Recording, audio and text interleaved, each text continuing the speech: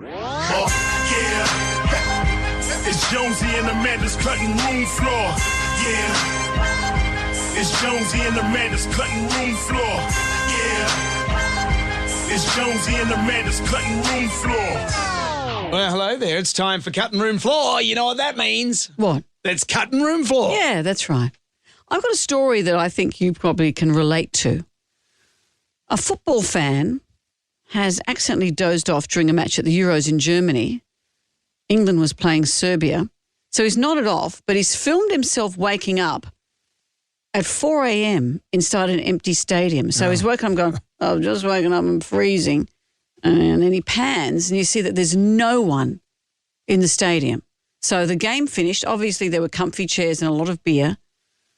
Game's finished. Every single person is cleared out. Yeah. And he's woken up at 4 a.m. Was he by himself? Well, I don't know if he went there by himself, but he woke up on his own. Maybe That's what he I did. mean. His mates have just abandoned him. Well, who knows whether he had mates there because he'd flown to Germany for the game. Having said that, He might have just gone by himself. well, but the flights from England to Germany probably is like us flying from Sydney to Canberra or something. It's an easy flight. So yeah, he obviously the staff didn't see him or let him sleep through. Yeah. It's happened to me a little bit in my life. I thought you might have an anecdote or two relating to this. Two come to mind. Yeah.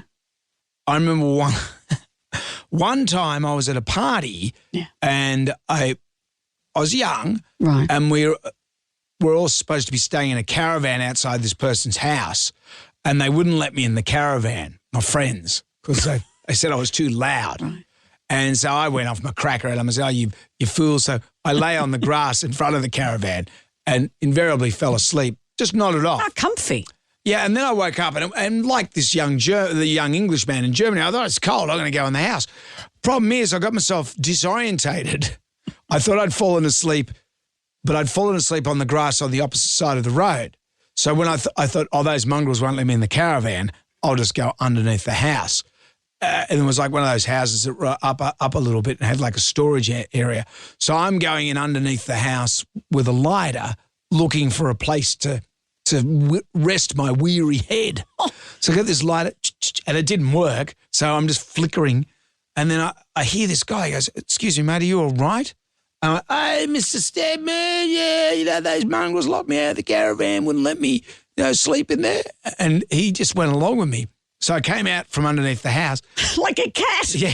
Like a stray cat. And we're standing next to the swimming pool, but it was an above-ground swimming pool. And I've gone, hey, you've got an in-ground swimming pool and an above-ground. You've got two pools.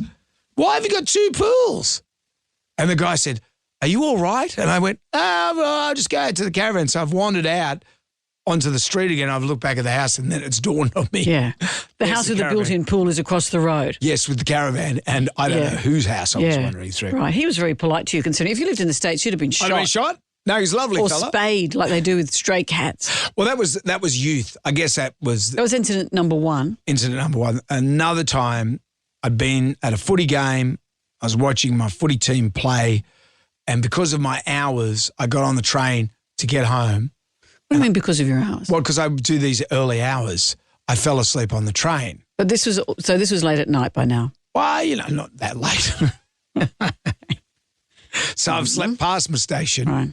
And then I've woken up at Bondi Junction.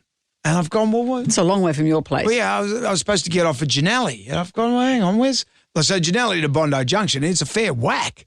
And well, what's happened? And I used to work in Bondi Junction, so I was thinking, well, why am I at work? And then my phone rings, and it's my brother. He goes, where are you? And I said, I fell asleep on the train. And he said, you've got a drinking problem. And I've rung your wife and told her. So had you fallen asleep, missed your stop, and had gone right through to the end of the line? To the end of the line at Bondi Junction. And that's when you'd woken up? Yeah, and it was at that must have been a very long trip back. Well, it wasn't that late at night. It was probably about, it wasn't the last train or anything like that, but I thought I'm not getting a cab back because that would cost, $70 and I refuse to pay for a cab back home. So I thought I'll just make sure I'm awake. So I sat on the train just pinching my skin, trying not to nod off.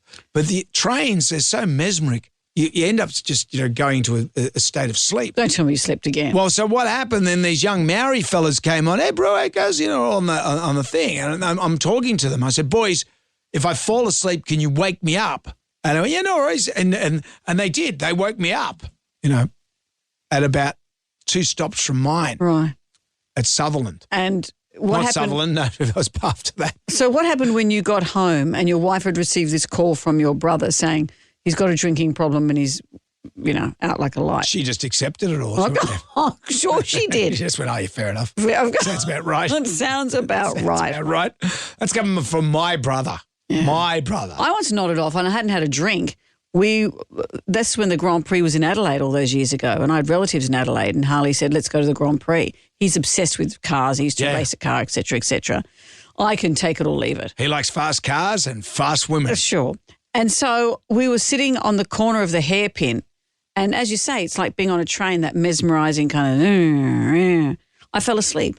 Really? On the hairpin bend. On the hairpin? Yeah. Didn't you fall asleep while you were driving in the celebrity race as well?